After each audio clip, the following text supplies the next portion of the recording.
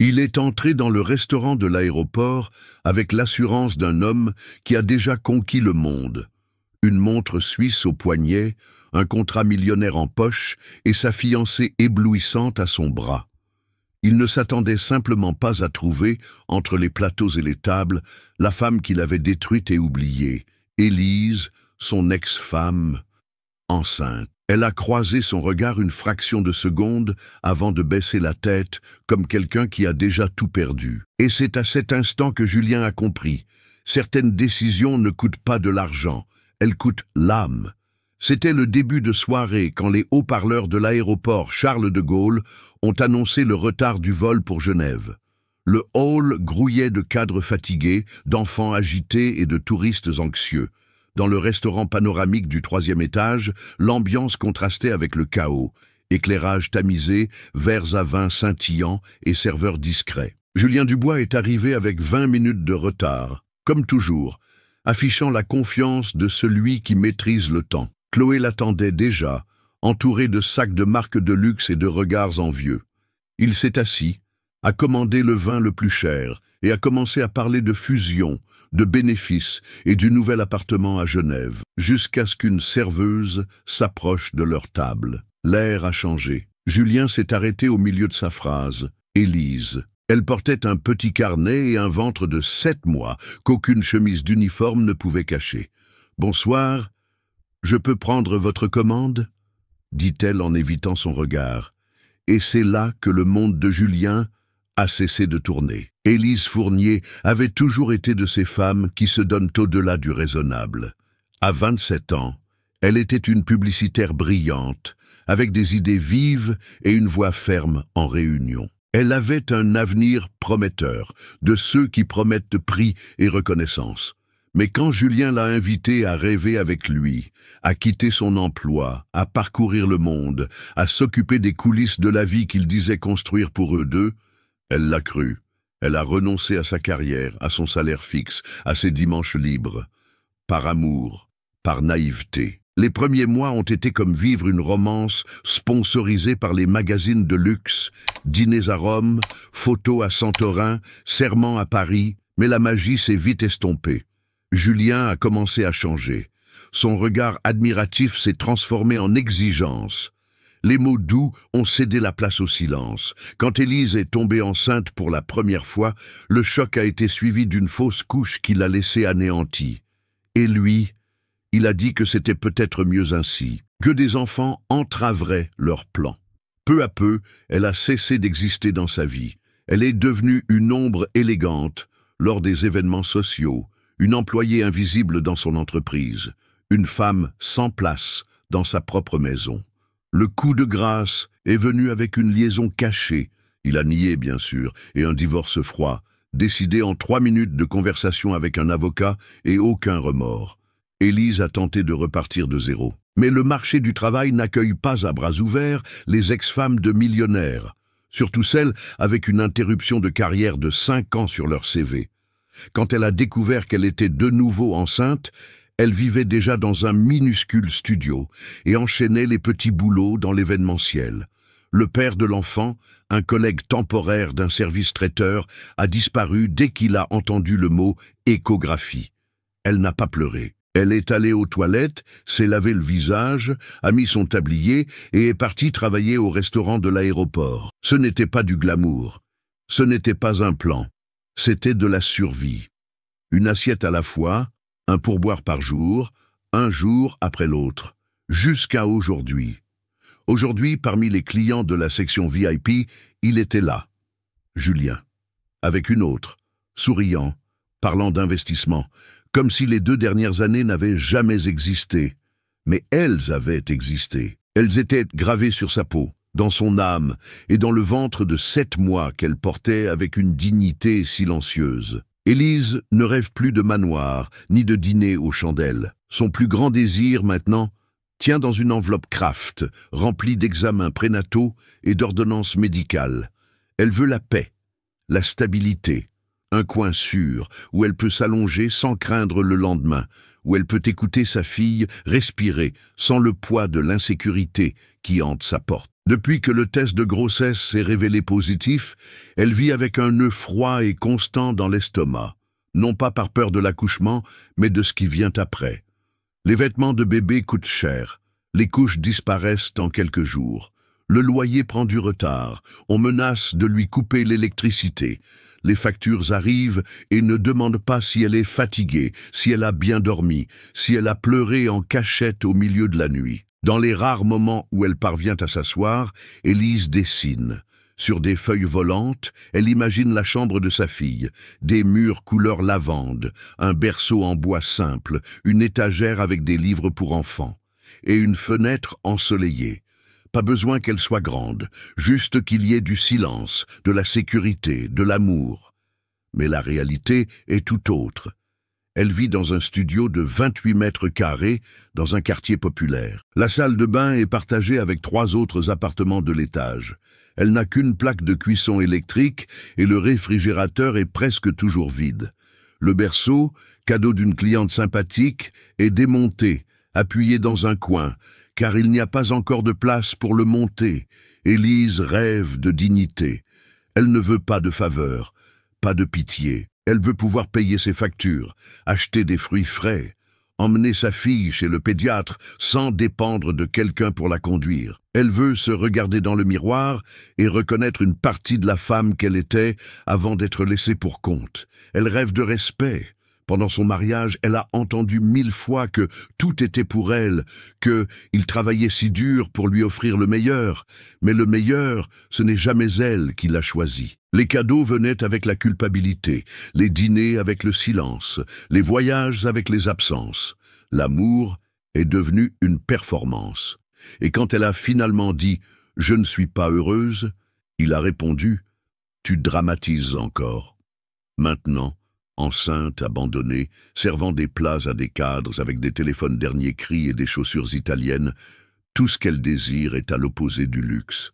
Elle désire une routine tranquille, sans surprise, sans peur. Elle parle à Léa, le nom qu'elle a choisi pour sa fille, tous les soirs avant de s'endormir.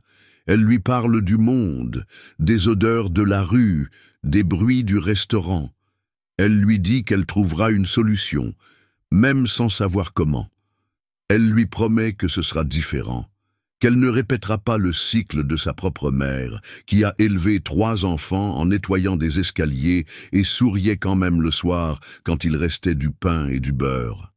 La peur ne la quitte jamais. Mais il y a quelque chose dans les coups de pied de Léa qui ravive son courage.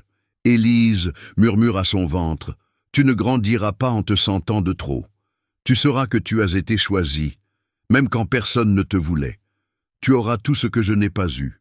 Même si je dois servir 1000 tables, affronter 1000 jours gris. » Et puis elle ferme les yeux et s'imagine rentrant à la maison avec un sac de courses. Elle ouvre la porte, la lumière s'allume, Léa sourit dans son berceau improvisé. Élise enlève ses chaussures, se jette sur le matelas et, pour la première fois depuis longtemps, sent qu'elle a survécu à la journée. C'est ça son désir, simple mais immense. Un désir qui lui brûle la poitrine. Pas pour ce qu'elle a perdu, mais pour ce qu'elle veut encore construire. Pas pour Julien, plus jamais pour lui, mais pour Léa, pour la chance d'être enfin l'auteur de sa propre histoire. Et peut-être, juste peut-être, pour elle-même aussi. Après les retrouvailles inattendues, Élise a fait de son mieux pour faire comme si de rien n'était. Elle a continué à servir aux tables, à prendre les commandes, à débarrasser les couverts comme si le sol n'avait pas tremblé sous ses pieds. Mais à l'intérieur, tout s'effondrait. Le soir même, en arrivant dans son petit appartement, elle a retiré son tablier avec précaution et a posé ses mains sur le bas de son dos. Les douleurs devenaient de plus en plus fréquentes. Le médecin avait dit que c'était normal au 7e mois, surtout pour quelqu'un qui passait 8 heures debout. Mais Élise n'avait pas le choix. Elle devait travailler. Manquer une journée signifiait une baisse de salaire. Et une baisse de salaire, c'était la faim. Alors qu'elle réchauffait du riz et un œuf dans une poêle déformée, son téléphone a vibré. Numéro inconnu. Elle a hésité avant de répondre. Élise, la voix qu'elle n'avait pas entendue depuis 2 ans, lui a fait l'effet d'un coup de poing. « Julien, comment as-tu eu mon numéro ?» Ce n'était pas difficile. Je peux te voir, tu m'as déjà vu aujourd'hui. C'était suffisant. S'il te plaît, il faut qu'on parle. Nous n'avons besoin de rien, Julien, et je dois dîner. Bonne soirée. Elle a raccroché avant qu'il ne puisse répondre, mais l'appel martelait dans sa tête. Pourquoi maintenant, après tout ça? Les jours suivants, Julien est apparu 2 autres fois au restaurant. Il s'est assis à des tables voisines, a commandé n'importe quoi sur le menu, mais ne la quittait pas des yeux. Élise faisait semblant de ne pas le voir, mais elle le sentait. Son regard la brûlait comme les phares d'une voiture dans une nuit de brouillard. À sa 3e visite, il a tenté d'engager la conversation. « Tu vas bien ? Je suis enceinte et je jongle avec 3 assiettes sur un plateau. Tu crois que je vais bien ?» Le gérant a remarqué l'ambiance et a pris Élise à part. « Évitez les conflits avec les clients, s'il vous plaît. Nos avis en ligne sont déjà mauvais. Ce n'est pas un client ordinaire, c'est mon ex-mari. Raison de plus pour ne pas vous impliquer. Je ne veux pas de problème. » C'était la première fois qu'elle avait honte d'être là, comme si sa présence même était une erreur. Cette nuit-là, elle a fait des cauchemars. Elle a rêvé que Léa naissait en silence, qu'elle ne pleurait pas, qu'elle ne bougeait pas. Elle s'est réveillée trempée de sueur, le ventre dur, sentant une faible contraction qui est vite passée. Mais la peur est restée. Le lendemain matin, elle est allée au centre de santé. Le médecin lui a recommandé du repos, mais Élise a ri. « Du repos? Je paie un loyer. Le loyer ne se repose pas. » Elle est retournée au travail avec une expression ferme sur le visage et les mains tremblantes. Elle se maquillait pour cacher ses cernes, mais il n'y avait pas de filtre pour son mal de dos. Julien est revenu, cette fois avec des fleurs. Il a demandé à lui parler à l'extérieur du restaurant.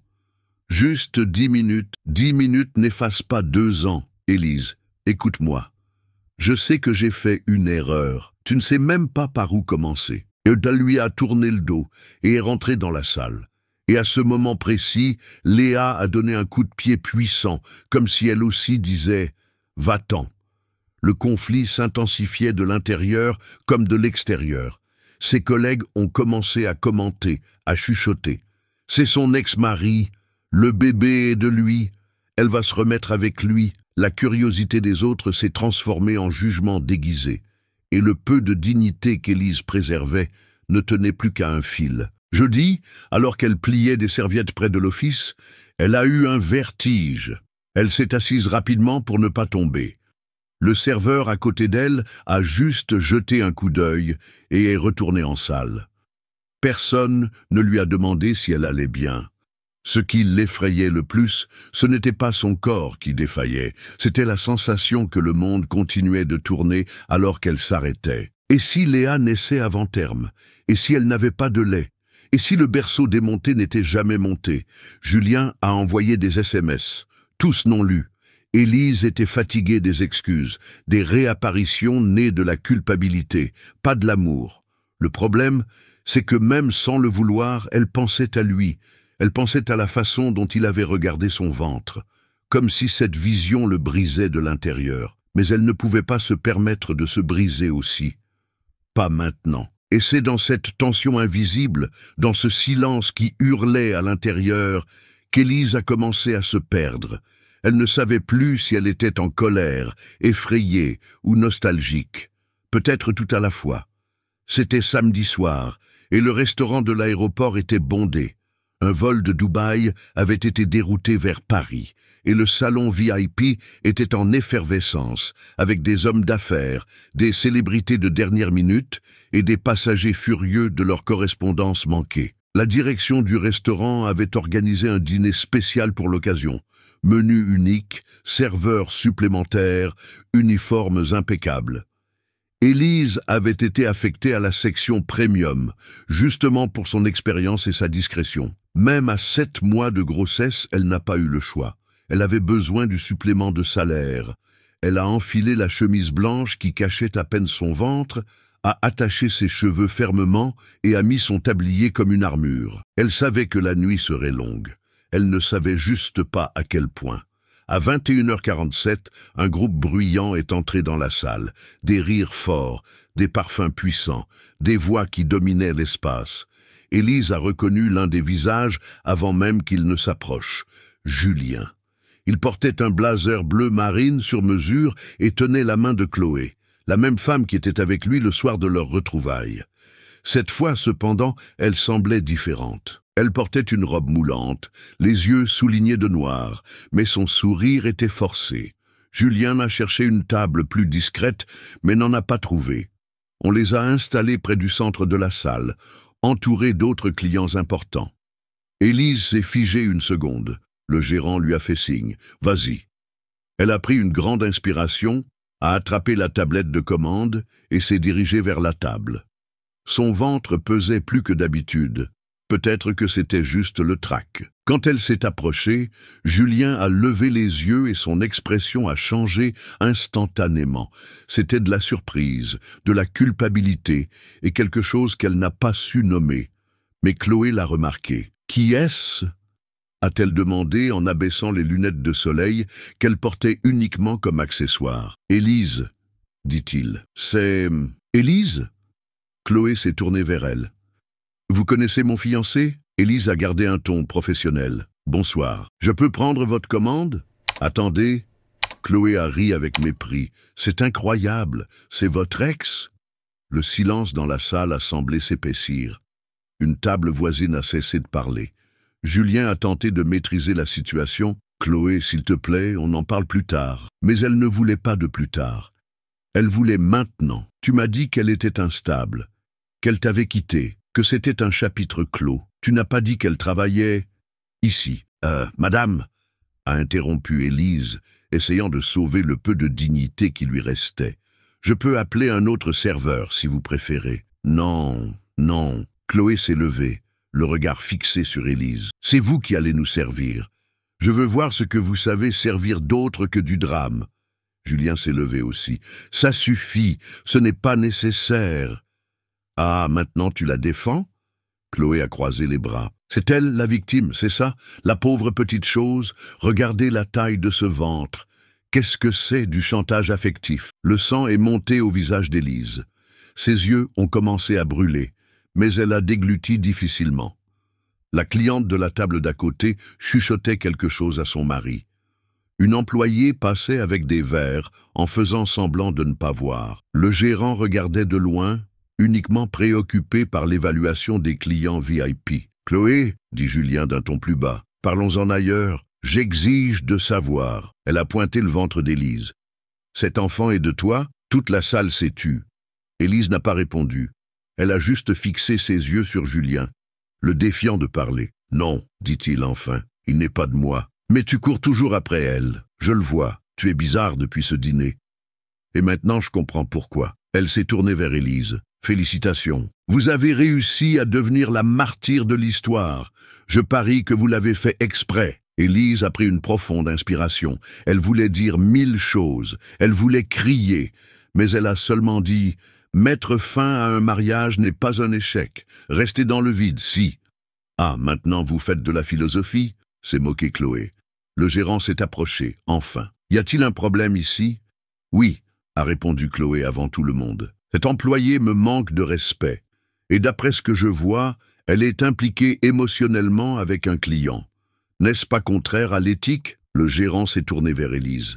« Voulez-vous qu'on parle dans l'office ?»« Non, » a répondu Élise fermement. « Je vais bien, je veux juste faire mon travail. »« Alors faites-le, » a dit Chloé en prenant son verre. « Apportez-moi le menu dégustation et nettoyez la table correctement. » Elle est tachée. Élise s'est retournée. Elle a fait 2 pas et a senti sa vue s'obscurcir. Un vertige soudain suivi d'un bourdonnement dans les oreilles. Les voix sont devenues du bruit. Les lumières semblaient lointaines. Elle a essayé de s'appuyer sur le plateau, mais tout est tombé avec un fracas assourdissant. Assiettes, couverts, verres, tout par terre. Toute la salle a regardé. Julien s'est précipité vers elle, mais Élise l'a repoussée, levant la main comme pour dire « Non ». Elle est restée debout, tremblante, mais sans pleurer. Le gérant a chuchoté « Rentre chez toi, on en reparlera plus tard ». Ce n'était pas une suggestion. C'était une mise à pied. Élise a quitté la salle lentement, la tête haute, le ventre en avant, les yeux embués de larmes. Tout le monde observait, Mais personne ne l'a aidée. Personne ne lui a demandé si elle allait bien. Parce que dans cet endroit, ce qui ne brille pas ne mérite pas d'être vu. Cette nuit-là, Élise n'est pas rentrée chez elle immédiatement. Après avoir quitté le restaurant, elle a marché sans but sur l'avenue de l'aéroport, l'uniforme taché d'éclaboussures de sauce, le ventre lui lançant sous la chemise serrée. La ville semblait immense, indifférente, faite de phares, de klaxons et de pas pressés qui n'avaient pas le temps de remarquer une femme enceinte et dévastée de l'intérieur. Elle s'est assise sur un banc en béton en face de la gare routière, d'où les bus partaient toutes les 20 minutes, emmenant les gens loin. Des gens qui, peut-être, à cet instant précis, essayaient aussi de fuir quelque chose. Élise ne voulait pas fuir. Elle voulait simplement s'arrêter, arrêter de souffrir, arrêter de se retenir, arrêter de feindre la force. Les larmes sont venues quand elle a vu une femme vendre des plats préparés dans une glacière en polystyrène. Ce n'était pas la faim, c'était un souvenir. Du temps où elle cuisinait elle-même pour Julien, lui préparant des lasagnes aux aubergines parce qu'il disait détester la nourriture industrielle. Y penser maintenant sonnait comme une moquerie cruelle. Il détestait la nourriture industrielle, mais il n'avait pas détesté l'abandonner. Le bébé a bougé, Léa. C'était comme si elle disait « Je suis là, maman ». Et cela a suffi pour qu'elle se lève et marche jusqu'à l'arrêt de bus. Elle devait rentrer. Elle devait s'allonger ou s'effondrer. En arrivant à son immeuble, elle a monté les 3 étages avec effort. Chaque marche semblait lui arracher un morceau de courage. En entrant dans l'appartement, le silence l'a étreinte avec cruauté. Pas de voix accueillantes, pas de repas chaud qui l'attendait, personne pour dire « C'était difficile, n'est-ce pas? Mais tu as réussi ». Elle a enlevé ses chaussures, puis son tablier. Elle a regardé le berceau démonté dans le coin. Elle n'avait même pas la force de le déplacer. Elle est allée à la salle de bain et a vu son propre reflet dans le miroir. La chemise tachée, le visage en sueur, le maquillage qui avait coulé, le regard vide. Elle a ouvert le robinet et s'est lavé le visage, mais ça n'a servi à rien. Ce n'était pas de la saleté, c'était de la douleur, une douleur ancienne, une douleur accumulée, une douleur non dite. Elle s'est assise par terre dans la salle de bain, serrant ses genoux. Elle ne pleurait plus. Elle restait juste là, en silence, la tête appuyée contre le mur froid. Léa donnait de légers coups de pied, comme pour dire « Tu es toujours là », et ça brisait Élise en deux, parce qu'elle était là. Oui, mais pour combien de temps encore pourrait-elle continuer? Elle a essayé de dormir, mais l'insomnie était une invitée constante. Allongée sur le côté, avec des oreillers soutenant son ventre, elle regardait le plafond et essayait de comprendre. À quel moment exactement sa vie s'était-elle brisée? Était-ce quand elle avait cru que Julien changerait? Ou quand elle avait décidé qu'être une épouse était plus important qu'être une femme?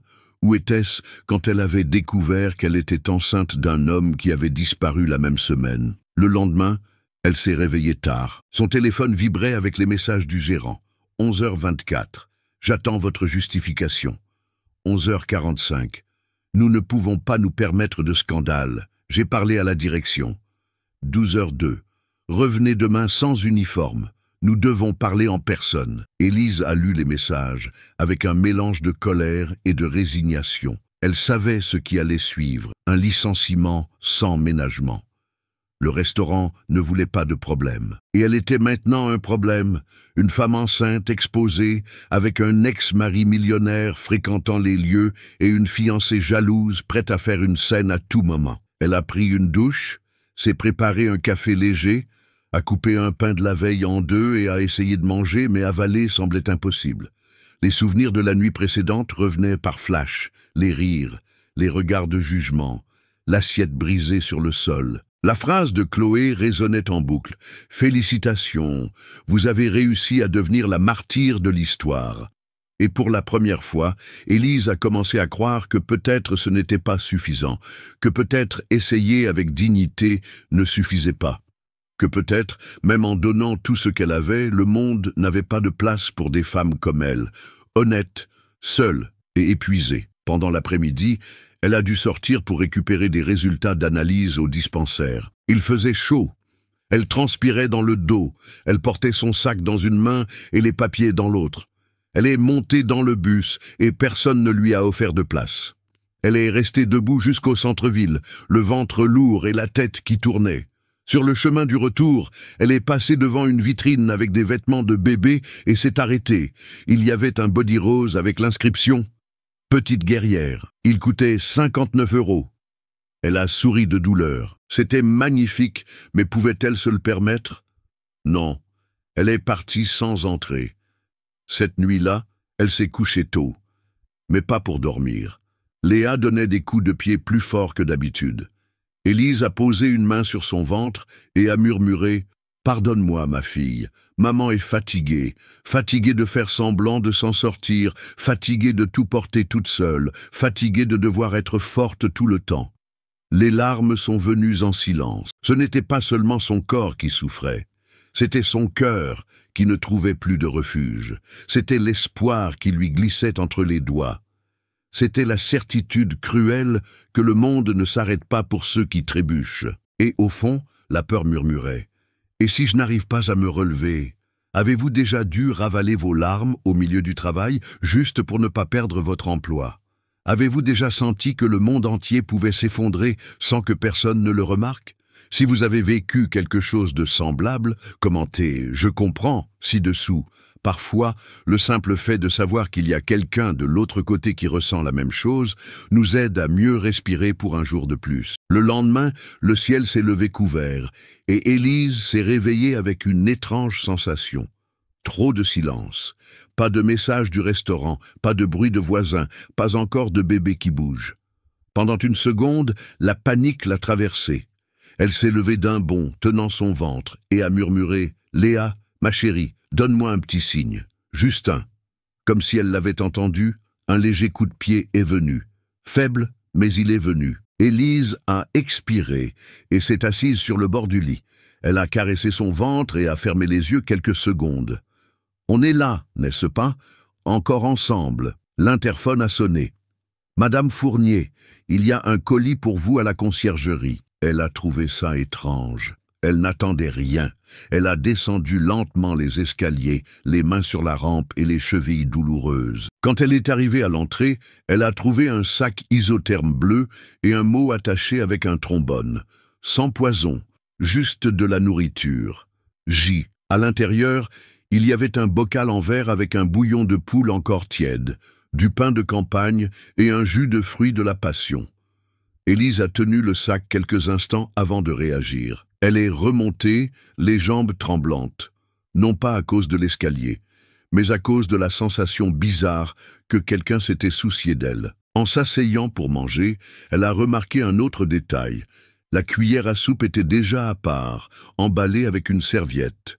De petits gestes, des attentions silencieuses. Quelque chose qu'elle n'avait pas ressenti depuis très longtemps. Elle n'a pas répondu aux mots, n'a pas appelé, n'a pas remercié, mais elle a tout mangé jusqu'à la dernière goutte. Le lendemain, on a sonné à la porte. Pas à l'interphone, directement. Quand elle a ouvert, Julien était là. Seul, sans fleurs, sans pose, sans l'armure de son blazer italien. Désolé de me présenter sans prévenir. Comment as-tu eu mon adresse? Un de mes amis connaît des gens aux impôts. C'était mal, je sais. Mais je devais te voir. Élise a croisé les bras, méfiante. Si c'est pour me convaincre de revenir avec toi, ne perds pas ton temps. Je ne suis pas venu pour ça. Je ne sais même pas si j'en ai le droit. Je voulais juste savoir comment tu vas. Elle a failli rire. Tu penses que c'est juste de te pointer maintenant après tout et de me demander comment je vais? Non, a-t-il admis. Ce n'est pas juste, mais j'essaie de faire ce que je n'ai pas fait avant. Écoutez, le silence entre eux était inconfortable, mais quelque chose chez Julien semblait différent, moins arrogant, plus présent. Et cette nourriture, c'était ton idée aussi? A-t-elle demandé, en levant le bocal vide. Je l'ai faite moi-même. J'ai regardé une vidéo sur YouTube, j'ai failli mettre le feu à la cuisine. Et pourquoi ça? Pourquoi maintenant? Il a hésité, a pris une profonde inspiration. Parce qu'hier, je t'ai vu tomber et personne ne t'a aidé. Et ça ne me sort pas de la tête. Tu ne m'as pas seulement vu tomber hier, Julien. Tu m'as regardé m'effondrer pendant des années, et tu as fait comme si ça ne te concernait pas. Il a baissé la tête. Je sais. Non. Tu crois que tu sais, mais tu ne sauras jamais ce que c'est de rentrer à la maison le corps endolori, sans savoir si tu vas pouvoir payer le loyer, et de devoir quand même sourire à ton ventre pour ne pas effrayer ta propre fille. Ses yeux se sont remplis d'eau, mais il n'a pas pleuré. Laisse-moi aider, pas pour tout réparer, mais pour faire les choses différemment à partir de maintenant. Élise s'est adossée au mur. Elle avait besoin de soutien. Ça lui faisait mal d'entendre ça. Ça lui faisait mal parce qu'une partie d'elle voulait y croire, voulait s'autoriser à se reposer. Aider comment? Comme tu le voudras. Si tu veux juste de la nourriture, je cuisinerai. Si tu veux du silence, je disparaîtrai. Mais si tu veux que je reste, pour être un soutien, juste un soutien, je resterai. Et ta fiancée, on a rompu. Elle méritait quelqu'un d'entier. Et je n'ai jamais été entier après t'avoir quitté. Élise a senti la résistance en elle commencer à se fissurer. Pas pour lui, mais parce qu'elle était fatiguée de se battre seule. Parfois, accepter de l'aide est aussi un acte de courage. « Je n'ai pas d'énergie pour une relation. »« Moi non plus, » a-t-il dit. « Mais peut-être qu'on a de l'énergie pour quelque chose de plus simple, comme le respect, la présence, la responsabilité. » Elle a hésité une seconde, puis a dit « Tu as du bouillon aujourd'hui? J'ai fait des lasagnes.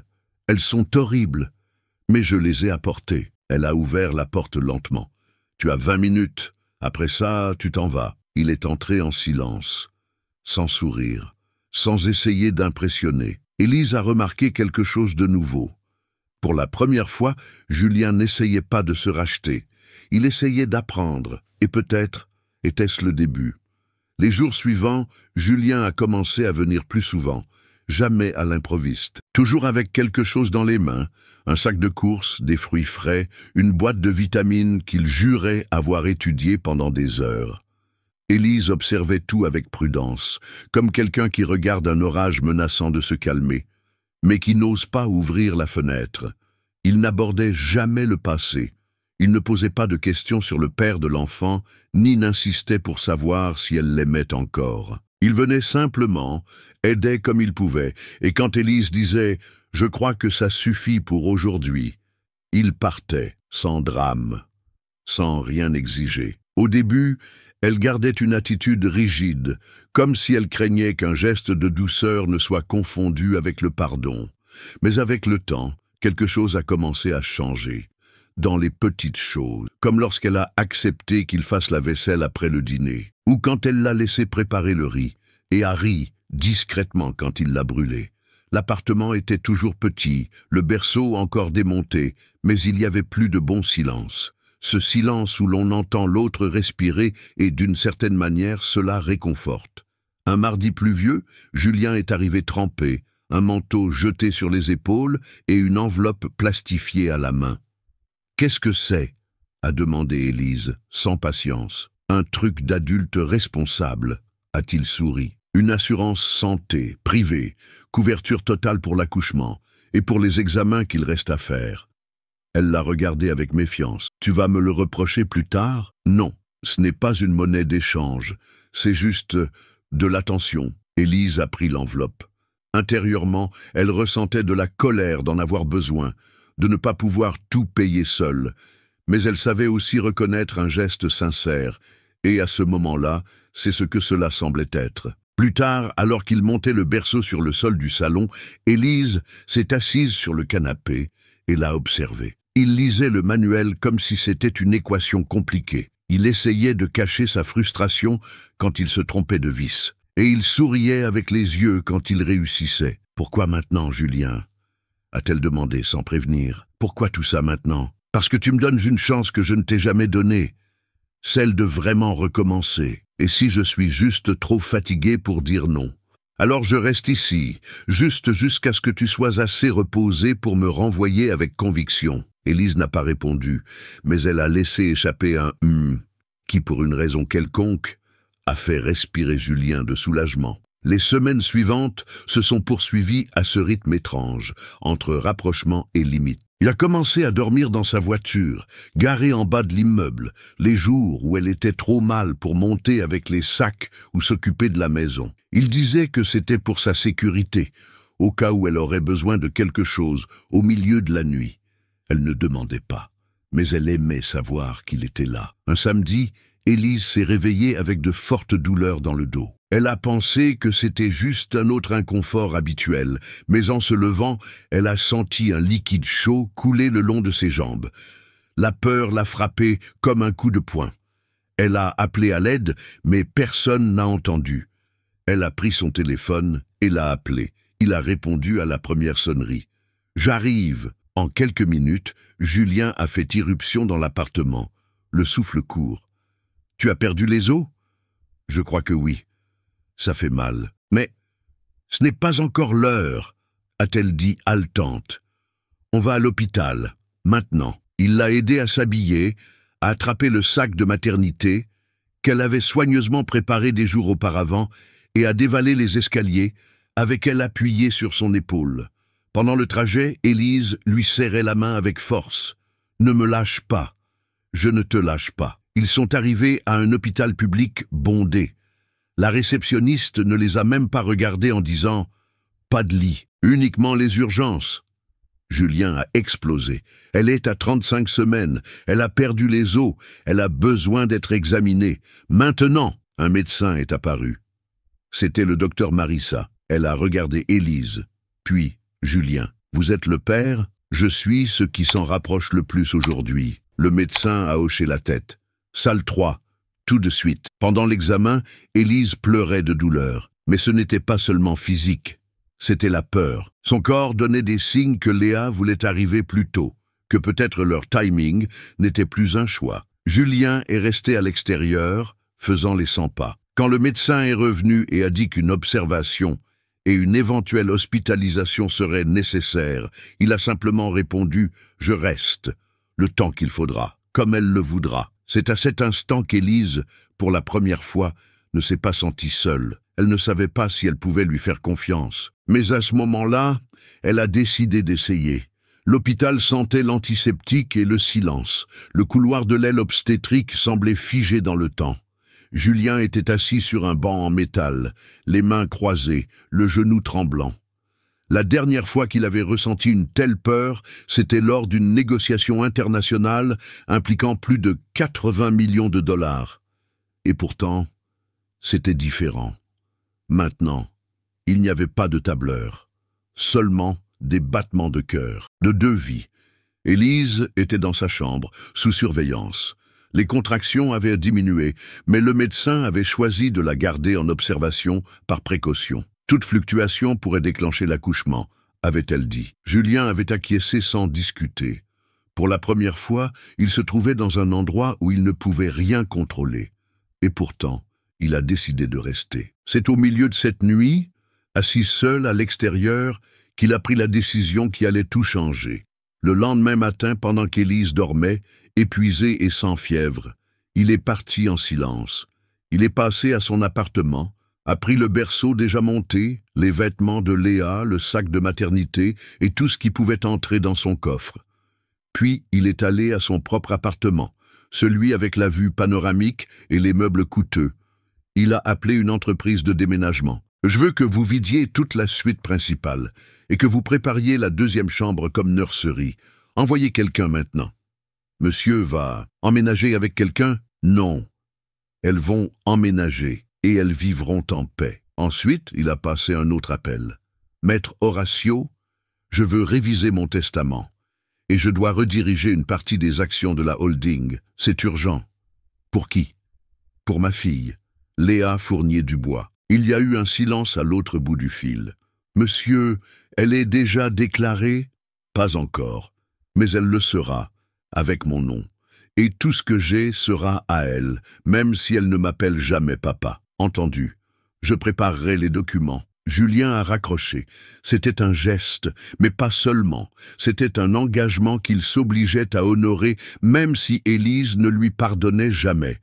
Même si Léa ne l'appelait jamais « papa ». Parce que, enfin, il comprenait que certaines responsabilités ne viennent pas avec des applaudissements. Elles viennent avec la constance. L'après-midi, il est retourné à l'hôpital. Élise était réveillée, appuyée avec difficulté sur son lit, lisant une brochure sur la prématurité. « Où es-tu allée » a-t-elle demandé, méfiante. « Régler quelques affaires », elle a haussé un sourcil. « Quel genre d'affaires ? Tu vas bientôt sortir. Toi et Léa avez besoin d'un meilleur endroit. J'ai tout arrangé. » Julien. « Attends » a-t-il dit.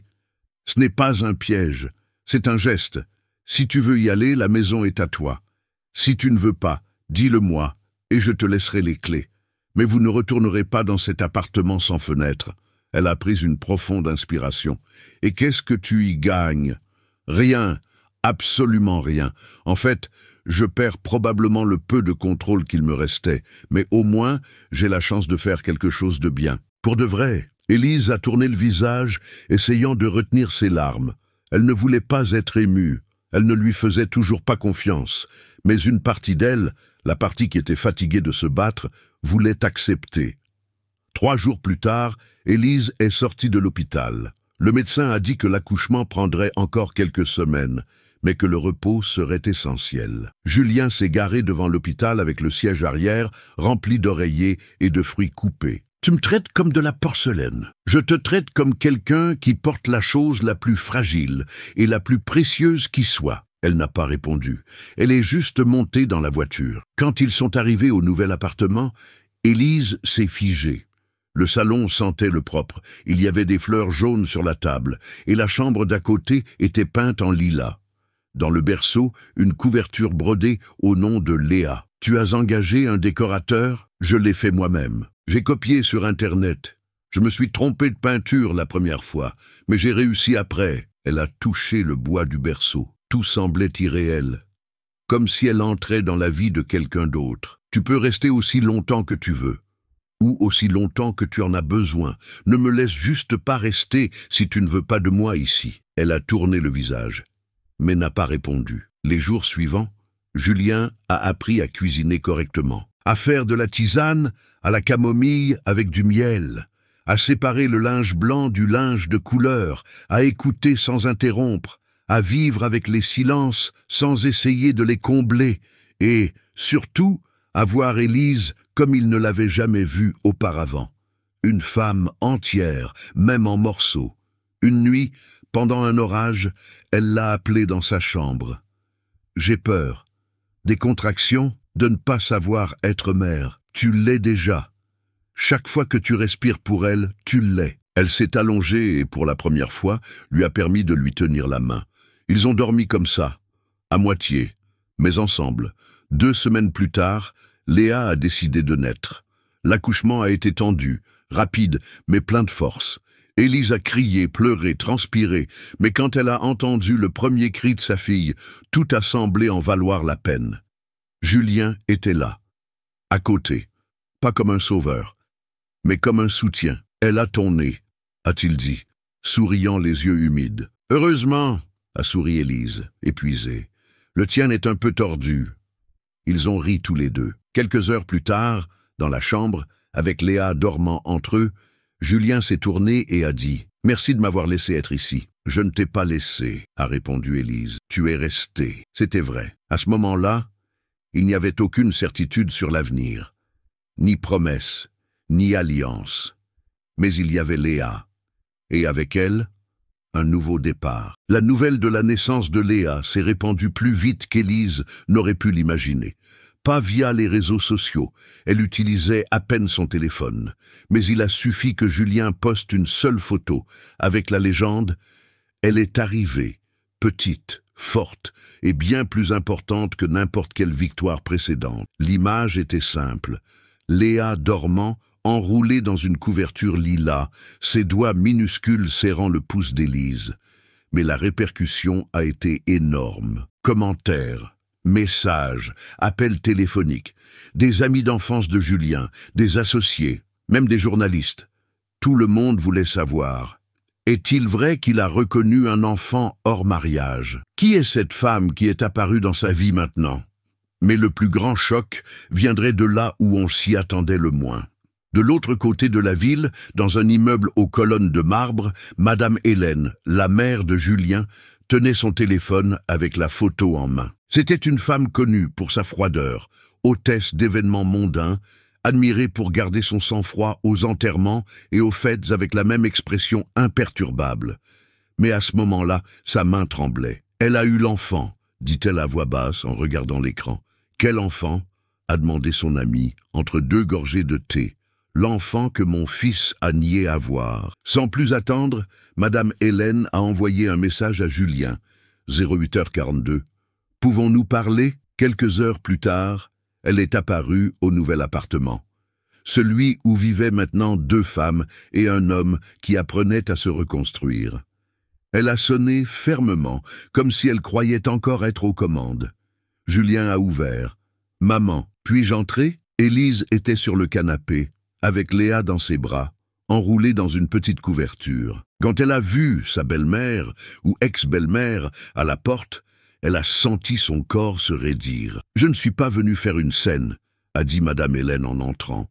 « Je suis venue voir ce que j'ai manqué. » Le salon était propre, sentant la lavande. Il y avait des jouets empilés dans un coin et un biberon oublié sur la table. « C'est... » a-t-elle pointé vers le bébé. « Léa, » a répondu Élise calmement. « Votre petite fille. » Madame Hélène s'est approchée lentement, comme si le sol allait céder à tout moment. Quand elle a vu le visage de la petite, quelque chose en elle a cédé. Ses yeux se sont embués, mais elle a dissimulé en passant, une main dans ses cheveux. Elle est magnifique. Elle tient de sa mère, a dit Julien, sans hésiter. « Pourquoi ne me l'as-tu pas dit plus tôt ?» a-t-elle demandé à son fils.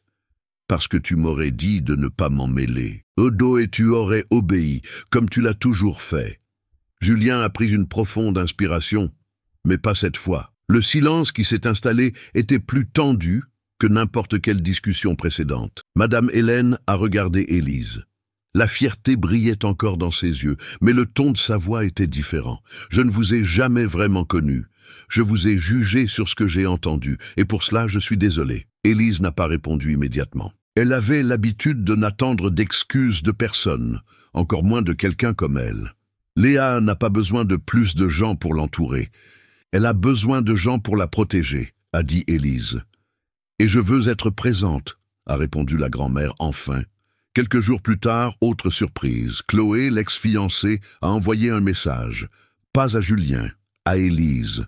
11h03. Je sais que je n'en ai pas le droit, mais j'aimerais m'excuser. Si vous le souhaitez, nous pourrions nous parler un jour, sans rancune. Élise a lu le message 5 fois avant de répondre. 11h40. Merci. Certaines douleurs, on ne les choisit pas. Mais la façon dont on les gère dit tout. Elles ne se sont jamais rencontrées, mais la conversation est restée là, enregistrée, comme un pont que personne n'aurait besoin de traverser, mais qui existait. Pendant ce temps, les anciens collègues du restaurant ont commencé à commenter dans son dos. « Tu as vu? Elle vit avec son ex maintenant. Ah, elle est revenue parce qu'il est riche. Ça devait être son plan depuis le début. » Un jour, Élise a rencontré une de ses collègues au marché. Elle tenait Léa dans ses bras, essayant de jongler avec un sac de couches d'une seule main. « Salut !» a dit la femme embarrassée. « J'ai appris que tu avais eu le bébé. Félicitations. » « Merci. Et tu t'es vraiment remise avec lui ?» Élise a souri en coin. « Je ne me suis remise avec personne, mais il est venu et il est resté. C'est différent. » Plus tard, dans la voiture, elle a commenté à Julien « Les gens penseront toujours qu'ils connaissent nos vies. Heureusement qu'ils ne savent rien, » a-t-il répondu. Dans l'entreprise de Julien, les associés ont commencé à se méfier de son absence aux réunions importantes. « Il perd sa concentration », disait-il. L'image du groupe est en train de changer. Quand Julien est apparu avec sa fille à un événement privé et l'a présentée comme son héritière légitime, les sourires se sont figés. « Voici ma fille », a-t-il dit. « Et oui, je donne la priorité à ma famille. Ceux qui ne le comprennent pas peuvent revoir leurs valeurs ou leurs contrats. Personne n'a osé le contester. Mais à ce moment-là, beaucoup ont réalisé que l'homme d'avant était mort. Et à sa place, il y avait quelqu'un de plus difficile à gérer, quelqu'un avec un but. Quelques mois plus tard, la journaliste qui couvrait toujours les affaires de Julien a publié un article « Le millionnaire qui a abandonné le sommet pour apprendre à être père ». Le reportage racontait son parcours récent, le changement de routine, la création d'une nouvelle entreprise sociale fondée par lui et Élise, une ONG offrant une assistance aux mères célibataires en situation de risque. Le nom du projet ? La Maison de Léa. Les réactions ont été immédiates. Certains ont applaudi, d'autres ont crié à l'opportunisme. Mais pour Élise, rien de tout cela n'avait d'importance. Parce que là, dans la maison où il n'y avait auparavant que silence et tension, il y avait maintenant de la musique douce, une odeur de gâteau au four, et un enfant qui grandissait entouré d'affection. Les personnes qui l'avaient humilié ont commencé à se taire. Celles qui avaient douté ont disparu. Celles qui l'avaient vraiment aimé sont restées. Et au fond, c'était la réponse du monde. Il ne change pas toujours, mais quand vous changez, le monde autour de vous n'a d'autre choix que de réagir. Élise a appris que la force n'est pas ce que l'on dit dans les phrases toutes faites de développement personnel. La force, la vraie, c'est de se réveiller un mauvais jour et de se lever quand même. C'est de préparer le café même sans faim. C'est de sourire à un bébé même avec le cœur en morceaux. C'est d'avancer même quand le monde n'offre pas un centimètre d'abri. Elle ne se considère pas comme une héroïne. Elle ne pense pas non plus avoir gagné. Gagner, pour elle, n'a jamais été l'objectif. Ce qu'elle voulait et veut toujours est quelque chose de beaucoup plus simple et profond, la paix et la dignité de pouvoir exister sans être effacée. Pendant longtemps, elle a pensé qu'elle devait prouver quelque chose, qu'elle devait montrer à tous qu'elle était capable, qu'elle pouvait élever une fille seule, qu'elle survivrait à l'abandon, à l'humiliation et à la solitude. Mais ce qui l'a le plus libérée, c'est de réaliser qu'elle n'avait rien à prouver. Ni à Julien, ni à la société, ni à ses anciens collègues, à personne. Élise a compris que son histoire n'avait pas besoin d'être parfaite pour avoir de la valeur. Elle a réalisé qu'accepter de l'aide n'est pas un signe de faiblesse, mais de sagesse. Et que l'orgueil, lorsqu'il est utilisé comme un bouclier, nous isole. Parfois, tout ce dont une femme a besoin, c'est d'un geste réel, concret, non pas de promesses ou de belles paroles, mais de présence, de quelqu'un qui reste quand tous les autres s'en vont. Elle a également compris que pardonner n'est pas oublier, et encore moins permettre que la douleur se répète. Pardonner, pour elle, c'était avancer sans porter le poids de ceux qui l'ont blessée. C'était regarder Julien non pas comme l'homme qui l'a abandonné, mais comme l'homme qui, un jour, a choisi de rester, et d'assumer les choix qu'il ne pouvait plus défaire. L'arrivée de Léa n'a pas tout guéri, mais elle a fait de la place, pour le nouveau, pour le léger, pour le possible. Aujourd'hui, Élise sait qu'elle n'est pas seule, et qu'être mère n'a pas annulé son identité. Cela l'a simplement transformée. Parce que maintenant, quand elle se regarde dans le miroir, elle ne voit pas seulement la femme épuisée, elle voit aussi la femme qui ne s'est pas rendue, qui est tombée et s'est relevée, qui a eu peur et y est allée quand même. La plus grande leçon qu'elle porte ne vient ni des larmes, ni de la douleur, ni des pertes. Elle vient de l'amour silencieux, de l'amour qui n'apparaît pas sur les photos, mais qui est dans chaque geste, de l'amour qui prend soin, qui accueille, qui demeure, de l'amour qu'elle a construit, pour elle-même. Des mois ont passé depuis que Léa est arrivée au monde, et la maison qui semblait autrefois improvisée a pris les allures d'un foyer. Julien, maintenant moins impliqué dans les affaires, a commencé à consacrer du temps réel à sa fille. Il a appris à changer des couches dans le noir, à fredonner des chansons fausses et à comprendre les différents pleurs, faim, colique, sommeil. Il a commencé à découvrir que la présence, contrairement à ce qu'il avait toujours cru, n'était pas une question de statut, mais de don de soi. Il a conservé une partie de sa routine d'entreprise, mais a transféré la présidence de la holding à l'un de ses associés et a continué à agir en tant que conseiller. Sa nouvelle priorité était plus claire, Léa.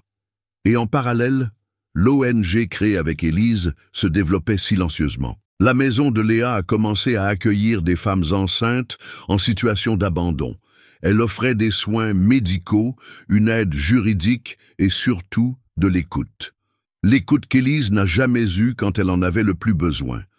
Dans chaque histoire entendue, elle se reconnaissait, et dans chaque femme accueillie, elle retrouvait des morceaux d'elle-même. Le projet a reçu des dons de personnes qu'Élise ne connaîtrait jamais personnellement, mais qui ont été touchées par la simplicité de la cause, la dignité pour les mères célibataires. Madame Hélène, qui au début venait avec formalité et distance, s'est laissée aller. Elle passait un après-midi par semaine avec sa petite fille. Au début, elle apportait des cadeaux coûteux. Puis elle a commencé à apporter des histoires sur comment était Julien enfant, sur comment elle-même avait dû s'endurcir pour survivre dans un monde d'hommes riches et froids. Un jour, en regardant Élise, elle a dit tout bas « J'aurais dû être différente, mais toi, tu peux encore l'être. » Chloé s'est éloignée du centre de l'histoire, comme un nom qui s'efface des pages. Elle s'est mariée quelques mois plus tard, avec un cadre plus jeune. Elle n'a plus jamais pris contact, mais Élise a gardé ce geste d'excuse comme un rappel. Toute erreur n'a pas besoin d'une scène. Parfois, une demande sincère, même silencieuse, suffit. Ses anciens collègues du restaurant? Disparus. Certains ont vu le reportage, d'autres l'ont ignoré. Aucun d'eux n'a appelé, mais Élise ne s'y attendait pas non plus. Le passé n'avait pas besoin d'invitation, seulement de portes fermées. Et Élise, elle n'est pas retournée travailler comme serveuse, ni comme secrétaire. Elle est devenue la coordinatrice de l'ONG. Elle a écrit des articles, participé à des groupes de parole, donné des conférences lors d'événements sociaux. Mais, par-dessus tout, elle a continué à être une mère. Pas une mère parfaite, mais une mère entière. Et Léa, elle grandissait entourée d'un amour véritable. Un amour qui s'est tissé en silence, entre trébuchements, décisions difficiles et choix courageux. Et dans cette maison, qui n'était un jour qu'un abri temporaire, a commencé à vivre quelque chose de rare et de précieux. La tranquillité. Si cette histoire vous a touché d'une manière ou d'une autre, si à un moment donné vous avez ressenti quelque chose dans votre cœur, laissez un like. Il nous montre que cela vaut la peine de continuer à raconter des histoires comme celle-ci. Et dites-moi dans les commentaires, de quelle ville regardez-vous? Je les lis tous, vraiment, et je réponds avec affection à ceux qui prennent un peu de temps pour commenter. Si vous croyez au pouvoir des histoires réelles et transformatrices, abonnez-vous à la chaîne. Ceci ne fait que commencer, et chaque nouvelle inscription me donne la force de continuer. Ne partez pas tout de suite. Choisissez l'une des histoires à l'écran et continuez avec moi.